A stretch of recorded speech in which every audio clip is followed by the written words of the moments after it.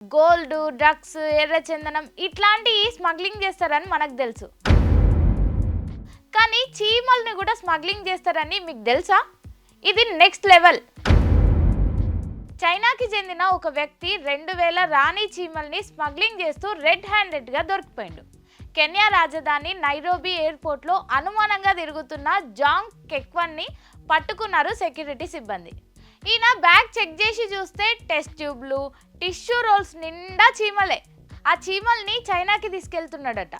ప్రతి 100 చీమలకు 7,200 రూపాయల చొప్పున కొనుక్కొని చైనాకు బయలుదేరుతుండగా బుక్ అయిపోయిండు.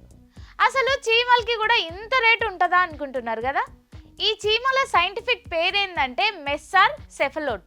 యూరప్, ఆసియాలో వీటికి విపరీతమైన డిమాండ్ ఉంటుందట. ఎందుకు ఇంత డిమాండ్ అనే కదా మీ డౌటు.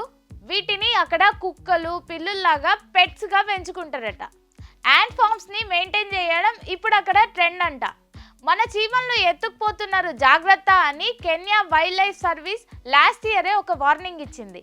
లాస్ట్ ఇయర్ మేలో కూడా ఇట్లనే చీమల్ని స్మగ్లింగ్ చేస్తూ 4 దొరికిపోయినరు. వాళ్ళకి ఏడాది జైలు శిక్ష, 6 లక్షల జరిమానా వేసిండ్రు. మళ్ళీ ఇప్పుడు ఇంకొకటి దొరికిందంటే చీమల స్మగ్లింగ్ అనేది ఒక పెద్ద నెట్వర్క్ లెక్క మారిపోయిందన్నమాట.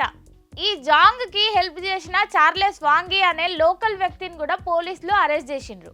అక్రమ రవాణా, వన్యప్రాణుల రక్షణ చట్టాల కింద పోలీసులు వీరిపై కేసులు బుక్ చేసిండ్రు.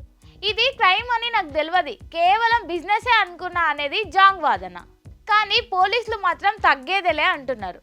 వైల్డ్ లైఫ్తోనే ఆడుకుంటే చట్టం ఊరుకోదని వార్నింగ్ ఇస్తున్నారు. మార్చి 27న వీళ్ళిద్దరూ మళ్ళీ కోర్టు మెట్లు ఎక్కబోతున్నారు. కోర్టు ఏ శిక్ష వేస్తుందో చూడాలి మరి. నేచర్లో ఉండాల్సిన చీమలను ఇలా డబ్బాలో పెట్టి దేశాలు దాటించడం పక్కా క్రైమే. యాంట్ ఫార్మ్ క్రేజ్లో పడి వన్యప్రాణుల స్మగ్లింగ్ చేస్తే ఇలాగే ఎయిర్పోర్ట్లో బుక్ అయిపోతారు.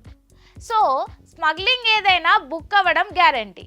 ఈ వింత స్టోరీపై మీ కమెంట్స్ ఏంటో కింద కమెంట్లో చెప్పండి.